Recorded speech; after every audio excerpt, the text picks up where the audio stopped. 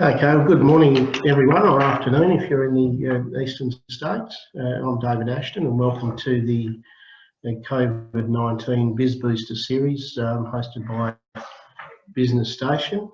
Today's topic is tender writing in the digital age. We'll be going through the whole box and dice basically of how to find tenders and how to write them, and hopefully get you in a position where you feel comfortable enough to submit a tender for work in the future. We'll be looking at tender writing across, or how to access tenders across WA, Northern Territory and Queensland.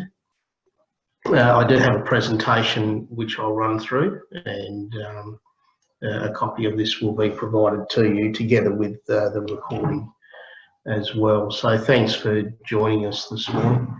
My name's David Ashton. I'm going to share this screen with you now,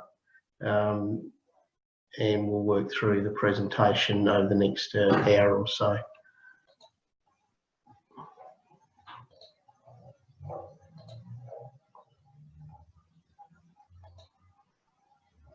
So you should have the screen up now, tender writing in the digital age. Yeah, so as I said, my name's David Ashton, so I've got a lot of experience in sort of both sides of the tender process, being a procurement manager in government and private industry. I've sat on a lot of, put together a lot of tender packages to go to market and sat on selection panels to award contracts. So I've seen plenty of good tender submissions and plenty of bad ones. So I bring that practical experience to you, but that's just a bit about me and what I do. And I've been a Business Station advisor since 2014, and in that time I've had over 400 client engagements through Business Station, whether it be a one-on-one advisory session or a group workshop such as this. So about Business Station, this is the ASBAS program that we're running. So Business Station's been around for quite a number of years in various forms, based in WA, but operates out of Queensland and Northern Territory through the ASBAS program. The program focuses predominantly on small business software, websites, social media, marketing, online security and data. So we're looking here in tender writing in the digital age, accessing tender documentation through IT platforms, preparing the documentation and then submitting that through the tender portal, which we'll go through. So the agenda for today, what is tendering? We're going to look at some terminology, the basic philosophy around the tender process. We're going to look at where you can find tender opportunities through digital and other platforms. We'll look at the process that you go through to decide to write a tender, remembering that not every tender is going to be suitable for your needs. You may download the documentation and have a read and then find that it's not suitable. So we're going to go through that decision-making process. Then we'll look at the preparing the tender submission. So this is you sitting down and preparing your document ready for submission by the due date and time.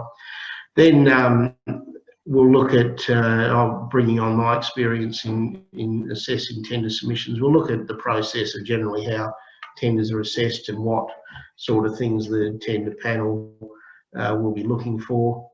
Then one of the things that they'll be looking for is, how you manage your business. So your management systems and procedures, how you're going to deliver your product or service to your client. And then we're going to touch on a bit of IT security as well, which is linked to management systems, but becoming an increasingly important aspect in tender management in terms of questions that you may be asked in the tender process. And then we'll finish up after that. So, and as I said, you'll receive access to a recording of this, and also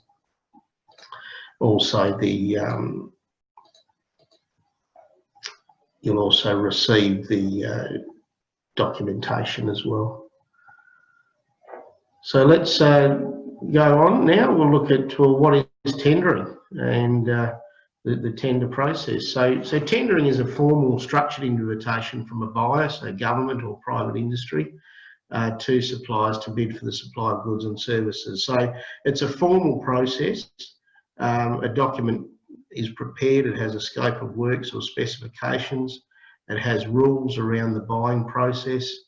It has information that or details of information that you need to provide them, and they're going to be asking you questions on your capacity to be able to deliver the goods or services that they're seeking to purchase. And really what they're looking to do here is determine organisations that can deliver what the buyer wants, when they want it, at a price they're prepared to pay, and that the organisation is credible and has the organisational capacity to deliver the goods or services that's required. And from the buyer's point of view, the process, whether it be a public tender in the case of government over a certain dollar value, or a selected tender, the aim is to encourage a greater competition from providers. That gives them the opportunity to try and get the best outcome for the purchase that they're going through. So some terminology that you're likely to come across: EOI, expression of interest, generally a two-stage process. So the first stage is really identifying the market, who out there in the market can provide goods and services. The second stage is once that they've gone through the first stage, they might get, they'll prepare a document explaining what they're looking to do or buy.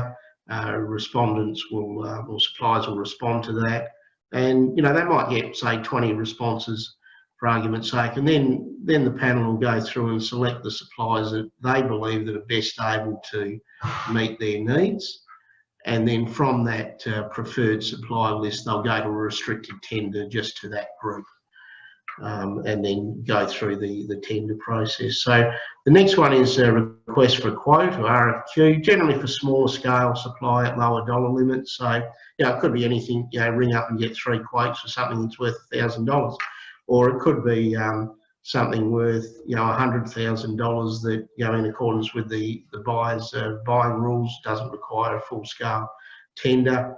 But there'll be a document prepared with a scope of works or specification, and you need to respond to that in accordance with the rules.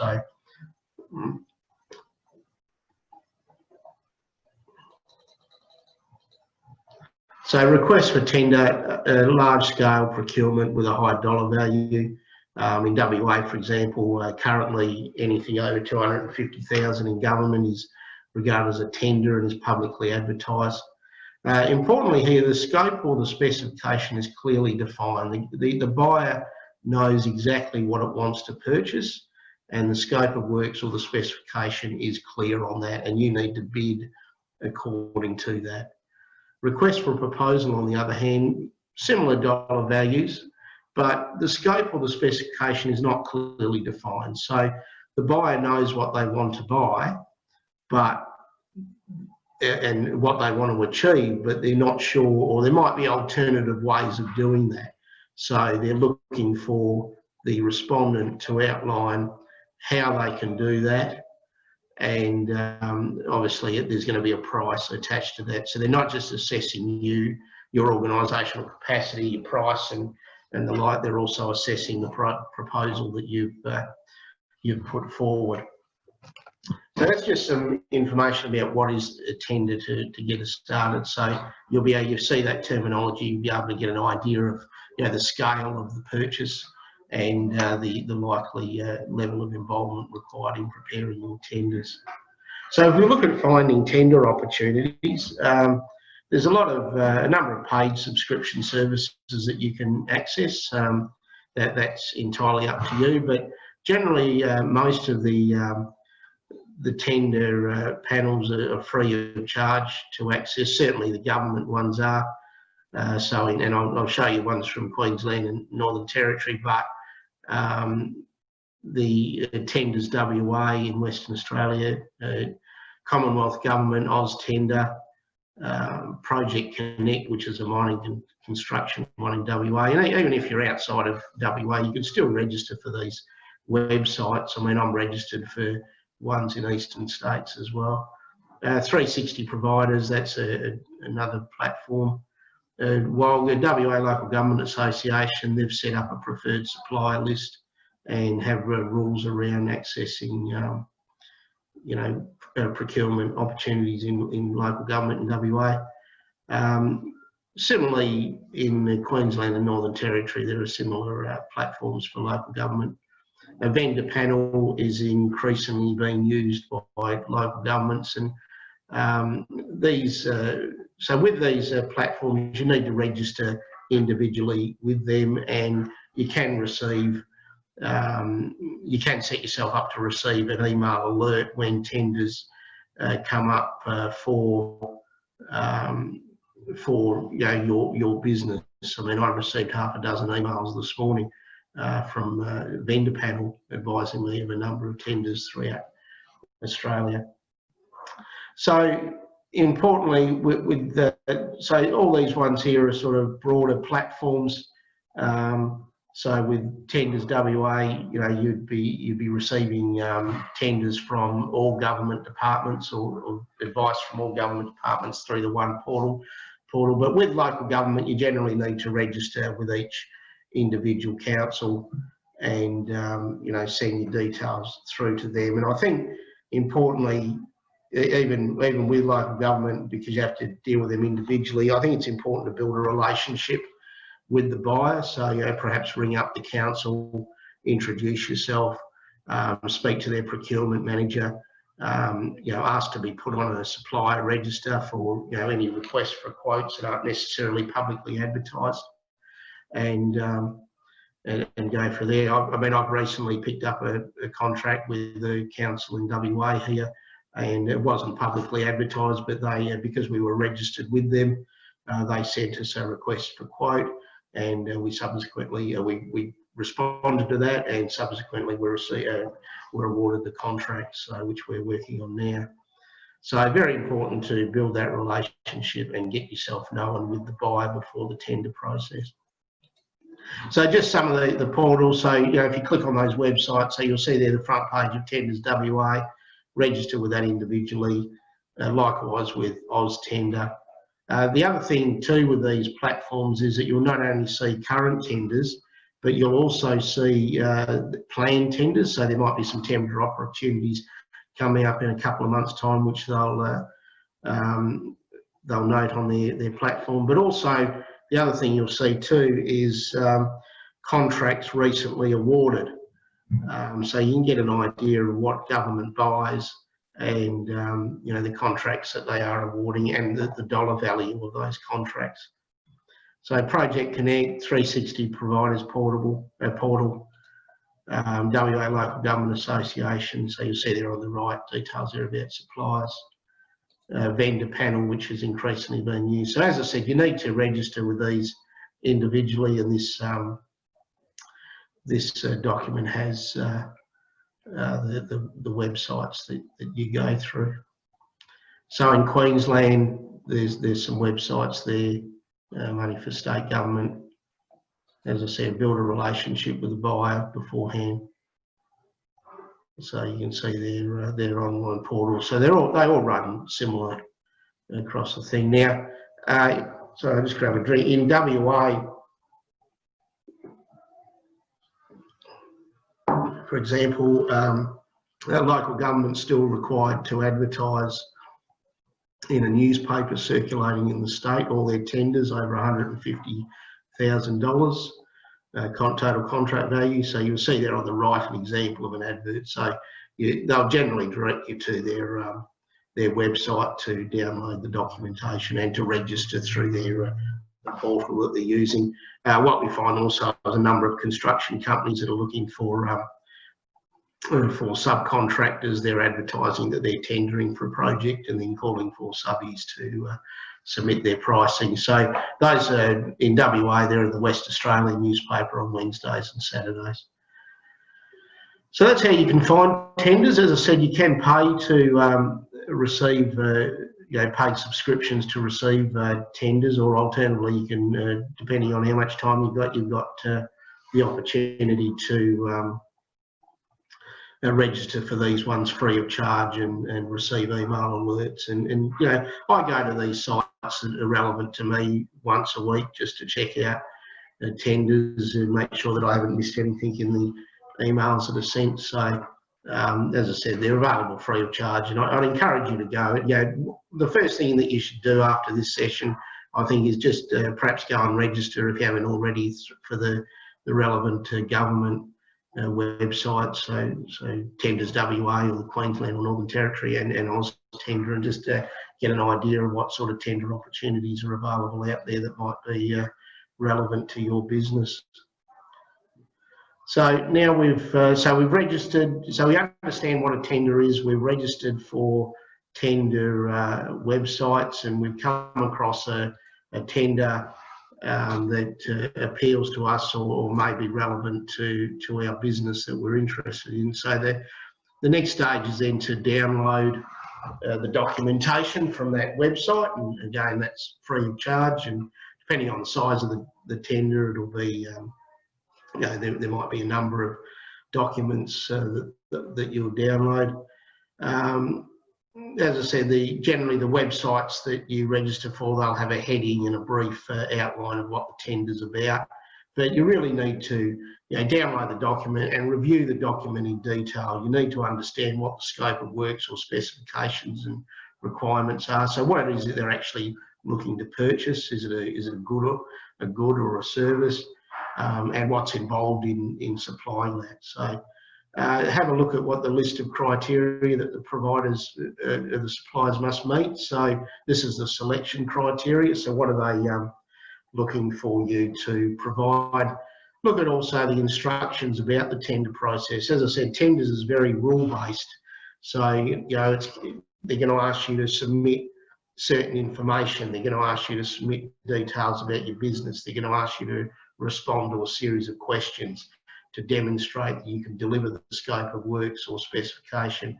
And you need to prepare a document that convinces them that you can deliver what they want, when they want it, at the price they're prepared to pay, and that you're a credible organisation as well. And you need to do that by the due date, 2 p.m. Friday, the 19th of June.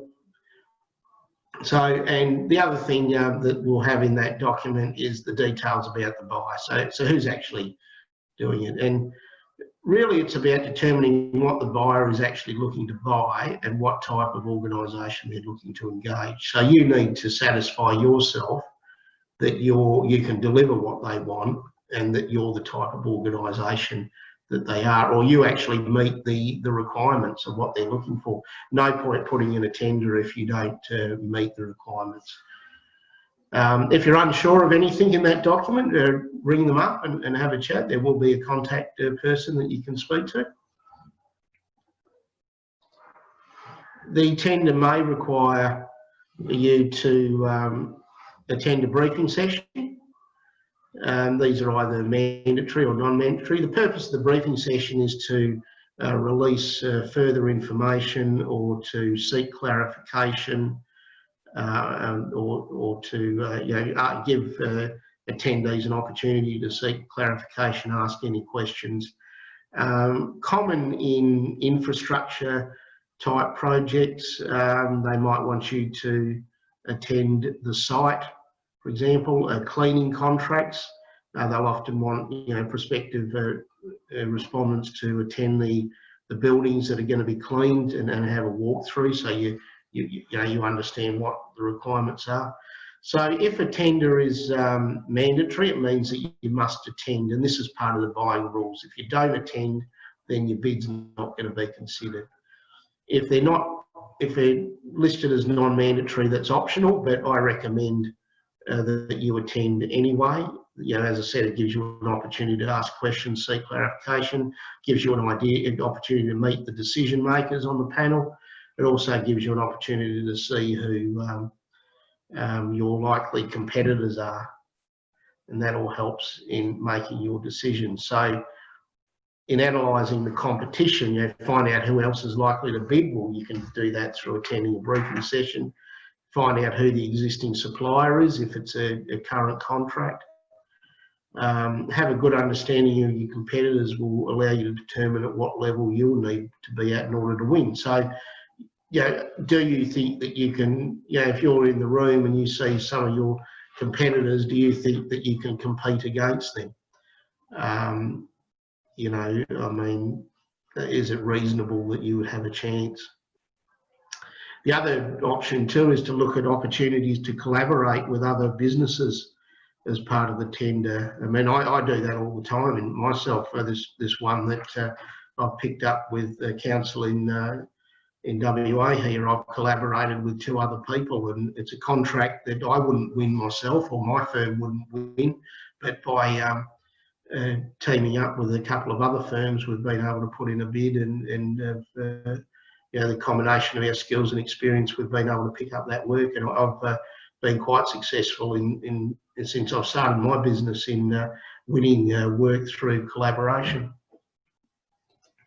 So then we need to make a decision to submit the tender. So, you know, do you have the financial capacity to meet the project establishment costs? Do you have the resources currently to deliver it, or, you know, do you need to bring on additional resources, and what's the cost of that? Is it consistent with your strategic direction? So is it a tender that really matches your business?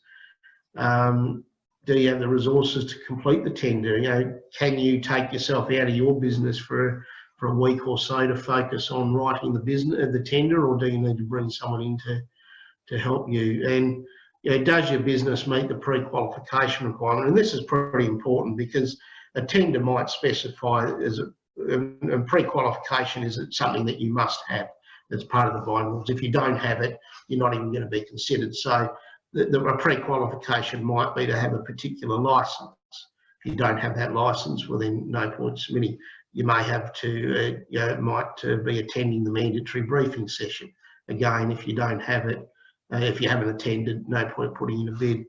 So you need to make your decision as soon as possible to ensure you know, you give yourself time to submit the bid. Generally, your briefing sessions are about a week after the tender is released to the public. So let's assume that you've gone through that exercise and you've decided to submit your tender. And this is where the fun part starts, of having to sit down and put together your submission, ready for submitting it online by the due date and time. So, I mean, you might be a reasonably large organisation where you've got a number of people that can assist, but it could just be you. So treat the process as a project. You've got a start and an end date. You know, the start date is when you make your decision to, or when you download the documentation and read through it, and it's got to be, the end date's the day and time that it's got to be delivered. So, you know, you could have a 2 to 3 week period where you've given time to prepare your submission. So identify the people that you need to have input into the tender, appoint a person to collate the information and actually write the submission, and gather your information early. So it could be, for example, you need to seek pricing from another organisation to help you get your price, and so, you know, do that early in the piece and give them a date when you want that return. You don't want to be, you know, still trying to gather that information a day or two before the tender's due. So plan out what you need to put your submission, and then give people deadlines to get that information back to. So, you know, gather all the information that's needed. The tender will specify what other documentation and information you're going to need to supply. So, your corporate details, insurance certificates, or your asset documents if you're a company, or, you know, evidence of your legal entity. You know, referees, testimonials are useful. They'll often ask for referees.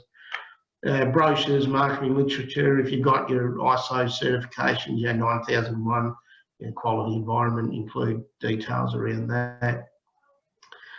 Details of your key personnel, so they may very well ask for CVs. So, and so that's all the corporate type information you need. And, you know, these are the sort of the same things that are going to be asked in every tender. So generally the first tender you write, or the first or second tender, is generally the most time and resource intensive. But once you start going through the exercise, you get all your information together, stick it in a folder that you can, you know, electronic folder that you can just drag out for each new tender. So, you know, set yourself up with files to be able to manage future tenders. So you need to address the tender requirements, and there's generally considered 4 factors to winning a tender. Positioning, so understanding the buyer, the opportunity in the marketplace. So do some research on the buyer. Speak to the council if it's a local government one. What are they trying to achieve through this purchase? Have a look at their budget, their strategic plan. The other one is compliance, so ticking all the boxes and supplying all the information. So this is the compliance requirement of the tender. As I said, it's rule-based, and you need to comply with the rules that they've specified. So if they ask for you to supply a copy of your certificate of currency for your insurance, well, you supply a copy of that certificate. Persuasion, so tendering is a marketing exercise. You don't get the opportunity to sit face-to-face with someone unless the rules allow for that down the track for a short list of suppliers. But you get one chance to convince them that you're best able to meet their needs. So provide a compelling story and reason to select you. Remembering they're not just going to be reading your document, they're going to be reading, half a dozen or a dozen others that have been submitted as well. So you need to convince them that you're best able to deliver what they want, when they want it, at the price they're prepared to pay, and that you're a credible organisation that's not going to cause them any grief. And price, so having the right value strategy and being in the ballpark now, you would have an understanding in your own business as your price value. Tendering is looking for value for money. I mean, if they can get the lowest price, they will, but the lowest pricing tender may not be submitted by the best company. So value for money is the key there. And you generally need all 4 of these factors to win a bid. So address the tender requirements. Again, your corporate details, pre-qualification, have you got the licence details, or you attended the mandatory briefing session? Your compliance criteria, so this is generally yes or no answers, compliance and disclosure, sort of questions you're likely to get here. Are you able to pay all your debts when they fall due? Do you have the certain level of insurance coverage? Are you prepared to comply with a contract? Are you subcontracting? Questions like that, simply yes or no. They don't. They're not like the pre-qualification. If you answer, for example, insurance. If they specify, say, 20 million public liability, for example, and you only have 10. That's not going to exclude you from the tender. You simply, you're not meeting the tender requirement at this point in time. But if you can satisfy them that you're able to take out additional insurance, if you're successful in winning the bid, then that's satisfactory from the buyer's point of view. Selection and qualitative criteria. So that's the nuts and bolts. This is where you tell the story about your business. This is where you convince them that you can deliver what they want, when they want, and that you're a credible organisation. And then the price criteria, how much will you charge the buyer? So, as I said, you have an understanding of how you price your things. You need to be satisfied that it's within a market range. I mean, a trick that I've used with local government in particular, I remember with a council going for a tender that was for a strategic plan, and I was looking at the price. So I went and downloaded a copy of the council's budget, and I found a line item there, strategic plan, $20,000. So obviously from that they'd set aside $20,000 to engage a consultant to do their plan. So I went in at around $20,000 for my bid. So do a bit of research like that. You never know what you come up with. And respond to any additional information as requested. So during the course of that tender opening period, as I said earlier, you are allowed to ask questions and seek clarification, and even at the briefing session as well. But following that, they will issue an addendum to all the prospective bidders, and that's whenever you register or download documentation, you're automatically registered as a prospective supplier or respondent, and you'll receive these addendum automatically. So you need to respond to that, because it will contain information about the tender, or additional information, and that may have a bearing on your price or your decision to submit a tender, or how you respond to that bid. So keep an eye out for those that come through. So matters that you need to consider and respond to, how does your business address the tender aims and objectives? How can you compete on cost? Any skills and expertise that make your business stand out? How does your business respond quickly to events and carry out effective decision making? How do you build relationships with your customers? These are all the types of things that they're going to want to know when you're submitting a tender. So specific ways of making your business, your flexibility of your business and capacity to deliver the services or goods. Innovative product, services, ways of working, market niches. I mean, they're always looking for value add. You can put in an alternative tender if they're you have to respond to the tender they've gone through, but if you think there's another way of them delivering or achieving what they're out to do, you can put in an alternative solution. Now, what is your methodology or process for delivering the tender outcomes? How will the buyer benefit from your services or products? Identify risks and develop a mitigation strategy. Performance, measuring performance of the project. Your referees, and identifying any value add opportunities, as I mentioned. So, you need to have answers to these questions to help you develop your response. So, identifying your win themes. So, why should I pick you? I'm a procurement manager. Tender closes today. We receive, a dozen submissions, and one of them is yours, and I've got to read yours and everyone else's. So how are you going to make yourself stand out from the crowd? So knowing your organisational strengths is the first step, getting an understanding of what the buyer wants as well. Identify the special factors that will persuade me as the buyer that your service or product is best able to meet our needs as an organisation, and that you yourself are a credible organisation. And how do you demonstrate your credibility? Well, history of completing similar projects or supplying goods, your longevity as a business, your key personnel. You might have certification for your management systems. It's all those sorts of things which we'll talk about a bit later. So your win theme should form the basis of your submission, simple and clearly worded, reinforced throughout the submission. So again, why should I pick you? What's so special about you?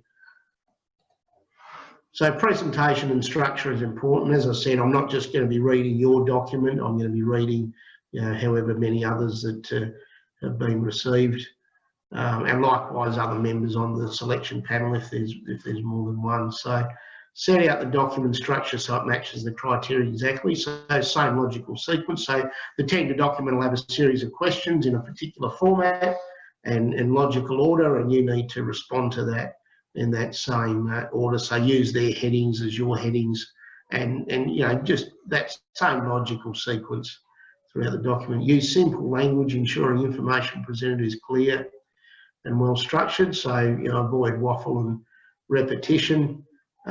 Short, sharp, to the point, demonstrating your capacity to deliver. So use persuasive techniques to polish your response. Key messages are articulated well. Nothing stopping you from bringing out a key point into a text box and highlighting that.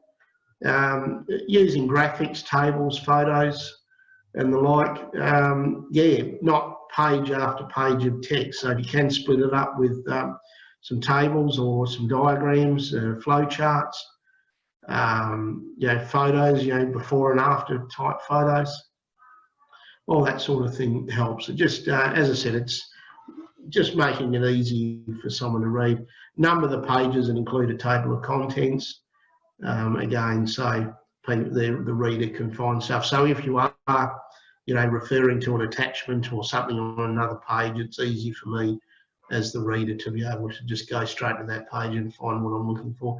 You don't want that person having to spend time looking for answers to the questions. You need to basically have it in their face.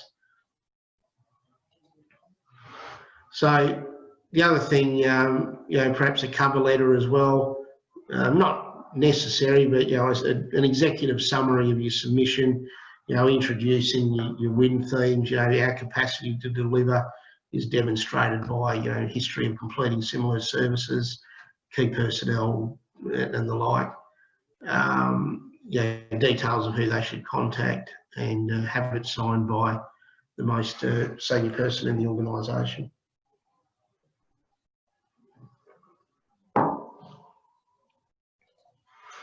So critical review, proofread and edit, so that's pretty important. So always give yourself time to do this. I mean, I always try to aim to complete a tender a day or two before it's due. You don't want to be rushing around on the day it's due to getting things done, because the internet goes down or your printer runs out, or this is where you make mistakes. So that's why I said at the start, treat it as a project and be very methodical about how you go through the process. So review the document several times, even get an independent peer review, so someone that hasn't been involved in the process to review it, and ask yourself these questions. Are there strong win themes? Does it answer the questions? Is the depth of information appropriate to the weighting? So you might have 5 questions and one question's worth 10% and another's worth 30%. So obviously the amount of information that you provide will be consistent with the weightings. Is it logical, easy to follow and direct? Again, following that logical sequence. Is it internally consistent? So you're not saying one thing on one page and contradicting yourself on another. Is it technically correct? Does it have all the information required? If you're copying and pasting from other documents, which is fine, that's where it is important to proofread. You don't want to be writing a tender for one council and mentioning how well you're going to be doing work for another council type stuff. That sort of thing happens. So yeah, very important to do that and proofread and make sure that it's correct. So, and then package and deliver by the due date and time. So yeah, it closes at 2 o'clock Friday the 19th of June. So yeah, make sure you deliver it by then. So tenders these days are generally delivered online through the same portal that you downloaded the information to. So there will be rules specified in the tender around the number of documents that you can include, the file size of those, and just remember that the website will shut down and not accept any bids right on that closing time. So as I said, give yourself plenty of time. If you can upload it the day before, then that's all good. As I said, you don't want to be rushing around on the day it's due. So submit the tender as per the buyer's requirements. So it's rare these days that you will get requests for paper copies, but it still does happen.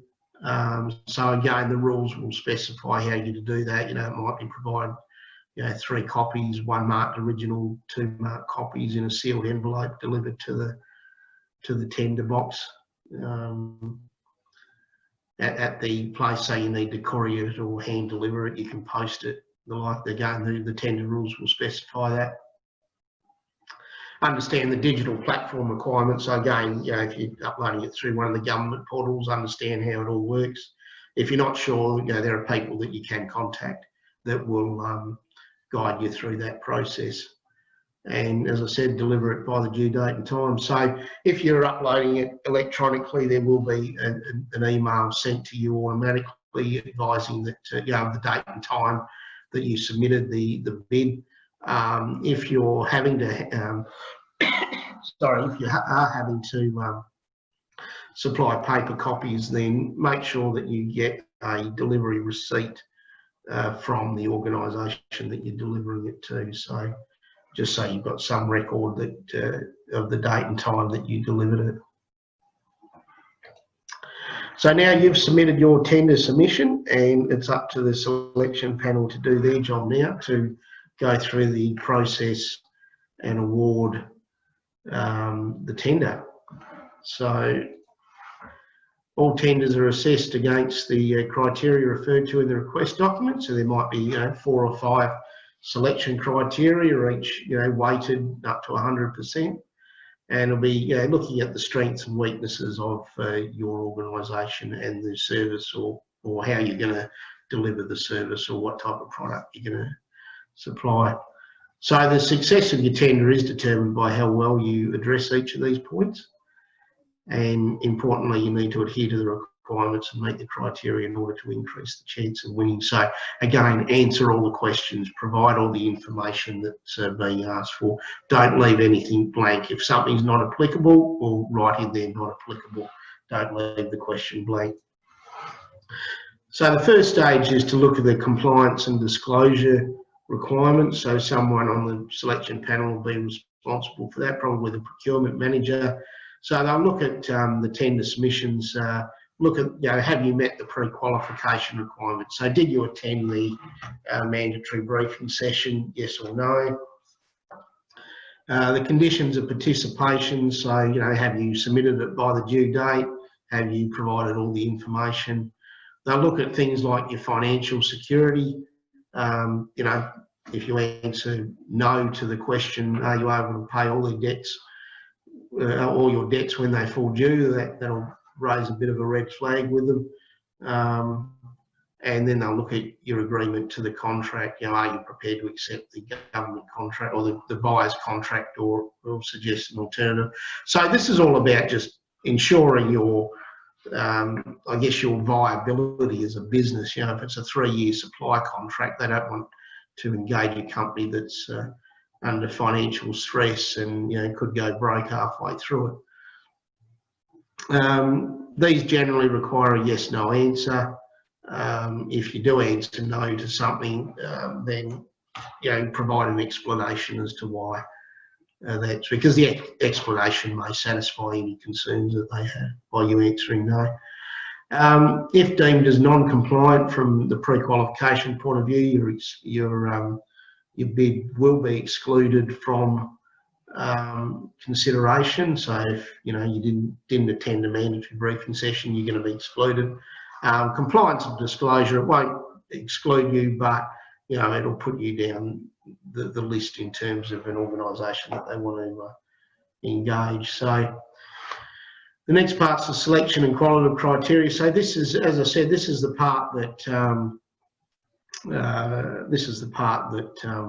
is where you're going to be assessed. So they're point scored.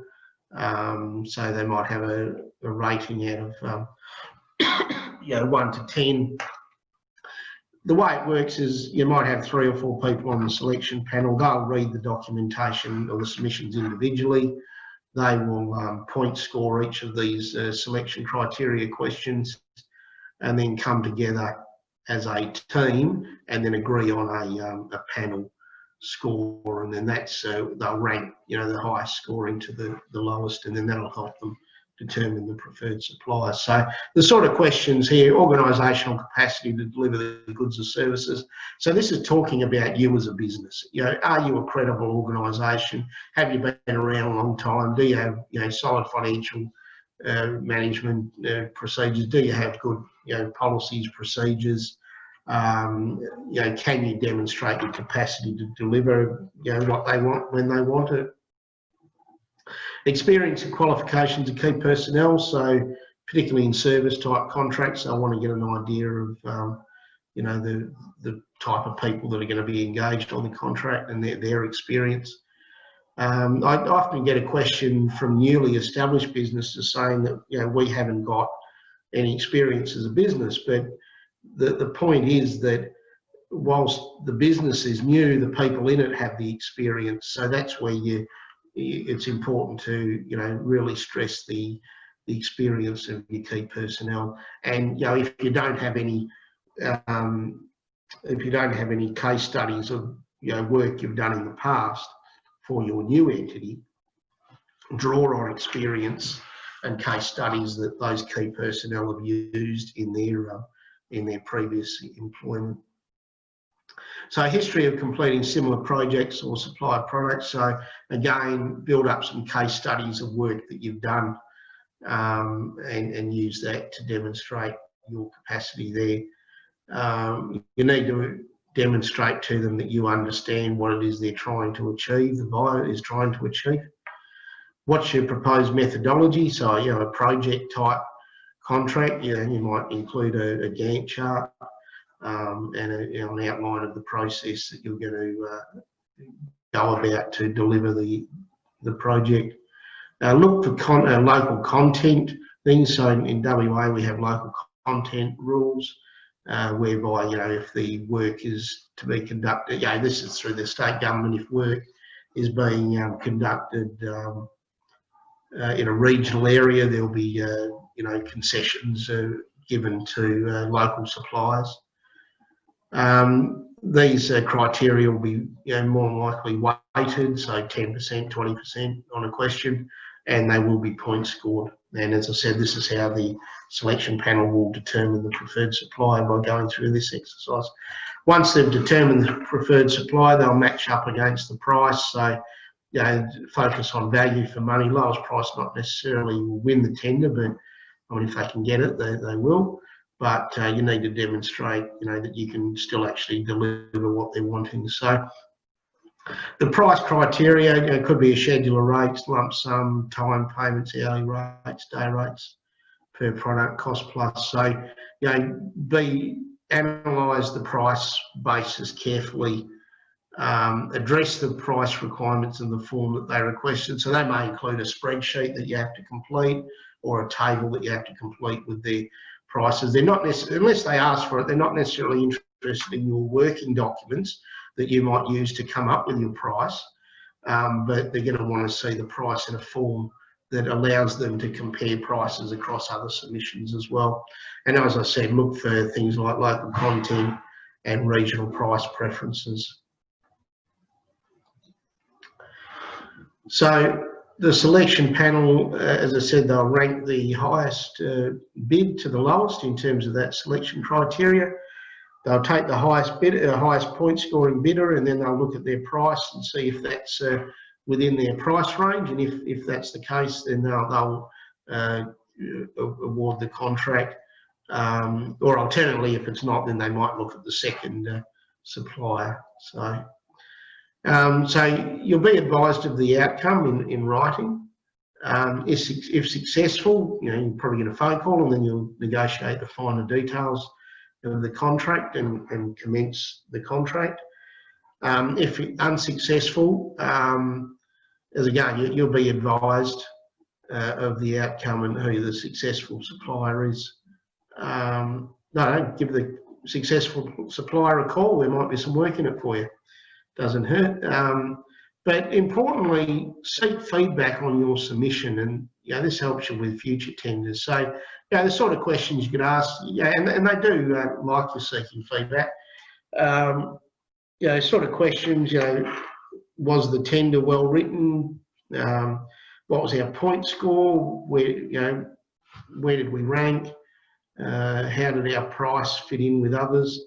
So they won't talk about other bids, but they'll talk specifically about yours. Generally around, you know, how you prepared it, did it answer the questions, look for opportunities to improve in time for the next tender that you submit. So that's the tender process from start to finish. So, you know, what is a tender? Finding tenders, making a decision to submit your tender, you know, going through the process of writing your tender, submitting it, and then having that tender assessed, and hopefully as a result of all that, you'll be successful in winning the contract. Tendering, it's a marketing exercise. You know, you need to convince them that, as I've mentioned a number of times, you can deliver what they want when they want it at a price they're prepared to pay, and that you yourself are a credible organisation that is able to demonstrate that you can deliver those things.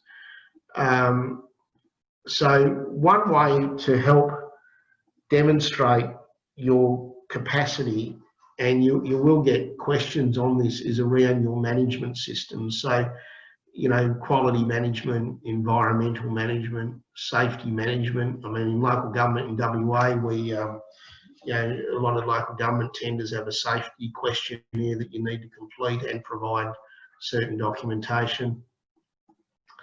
So I'm just going to touch on those. So, you know, all tenders will ask questions of your organisational capacity to deliver supply goods and services. So having robust management systems in place is critical to demonstrating that. It may be a pre-qualification requirement. So you might have to have, say, ISO 9001 quality management as a management system certification to even have your bid considered. And if you don't have it certified, well, you won't.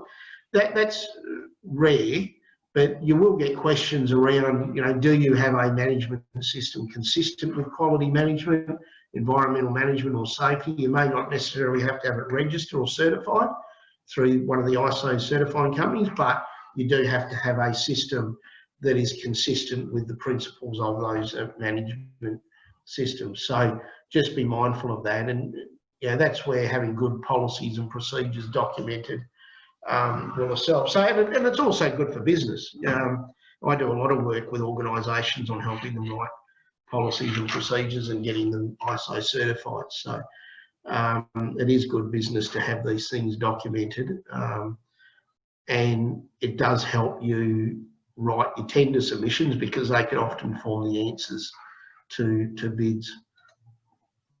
So the types of systems, you know, the certified ones, quality management, you know, focused on meeting customer requirements, enhancing their satisfaction.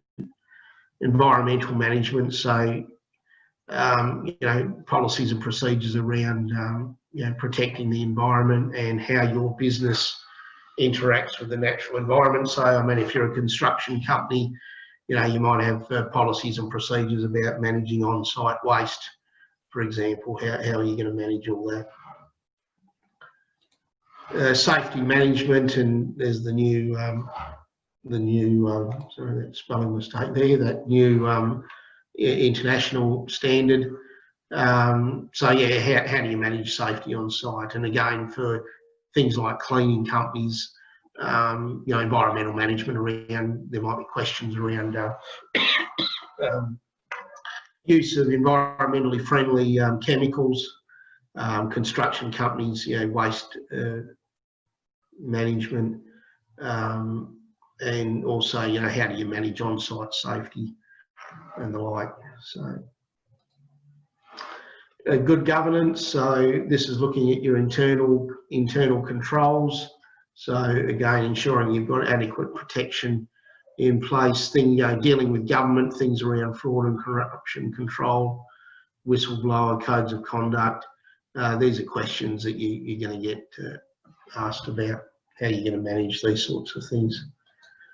And risk management, obviously, you know, managing risk in your organisation. There might even, I've had tenders where you've had to put together a risk matrix for the tender itself or the project that forms part of the scope of works.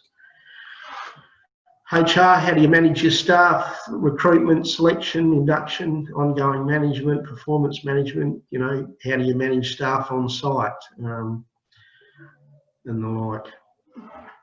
Financial policies and procedures. Yeah, again, your internal controls. So the other thing there with risk management too, business continuity. What happens if a staff member doesn't show up for work? What impact does that have on your capacity to deliver your client services? What happens if plant equipment breaks down and you're on site? Do you have backup equipment in place? You know, how is your equipment maintained to ensure that, you know, it's in good working order when you go on site? It's all about, you know, by having these systems and procedures in place and being able to respond to questions of that nature in the tender, it's building that confidence. You know, we have confidence that no matter what the circumstance, you can still deliver your product or service to us when we need it. And that's why having good systems in place are not only good for business, but they're good for demonstrating your capacity in a tender. So the other thing too, increasing customer and client information. So increasing focus now, and I see there was an attack on some businesses today. Increasing focus on capacity to manage and protect corporate and personal information. You may very well get questions about this in your tender, so you need to have some policies and procedures in place to demonstrate that you can adequately protect corporate information, clients, other businesses. They need to be satisfied that you're not a security risk from an IT point of view or a cyber point of view.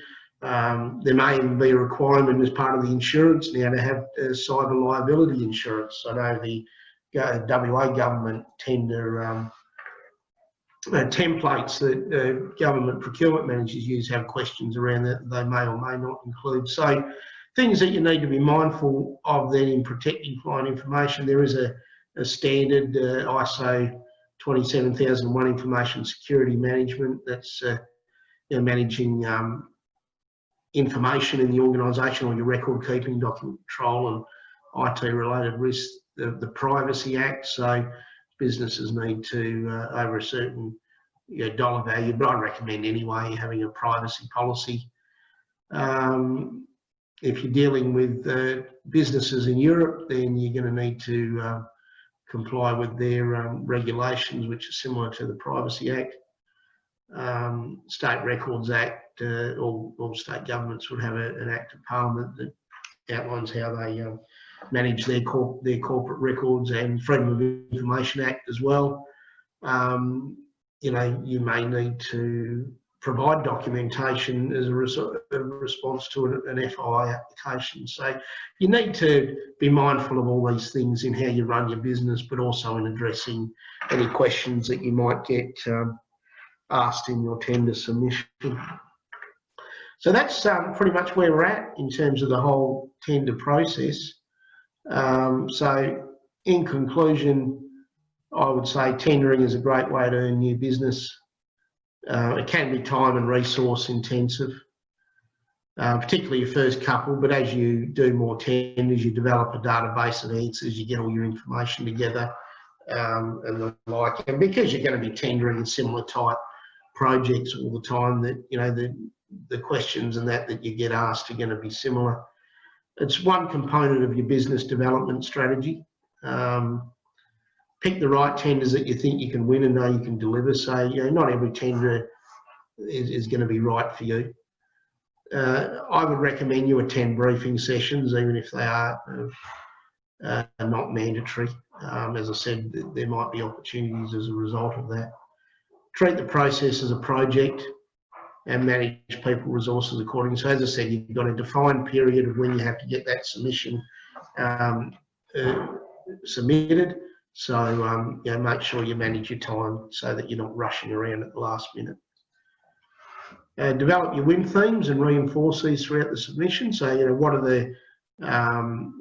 the special factors that would make you stand out from the crowd? Have in place robust management systems to demonstrate your organisational capacity, information security and IT related risks. Be particular about your presentation and structure. As I said, make it easy for them to read. Undertake a critical review. So proofread and edit, very important. And equally important is deliver it by the due date and time. Otherwise, a lot of work's been done for nothing. So that's important. As I said, try and deliver it a day or so before it's due. So that's where we're at. So thank you for attending today. I hope you've got a lot out of this. You'll see a link there at the bottom where you can access other Business Station advisory services, whether it be a webinar, a small group workshop, a one-on-one advisory appointment. We have people across social media, marketing, any aspect of business we can be with you from the start of your business to right through at various stages. So take advantage of these services, and thank you for listening to me. And as I said, I hope you've got a lot out of it. You do have my contact details through this presentation, which you'll receive a copy of, and feel free to give me a call if you need me to assist you with a tender. If you want to book a one-on-one advisory session just to talk about a particular tender, I'm happy to do that through the ASBAS program. So thank you for attendance, good luck, and as I said, I think the first thing to do after this session is to go and register for those websites and just have a look at what tenders are available for you in your market. So thank you for that, and that's it. So yeah, so we'll talk later.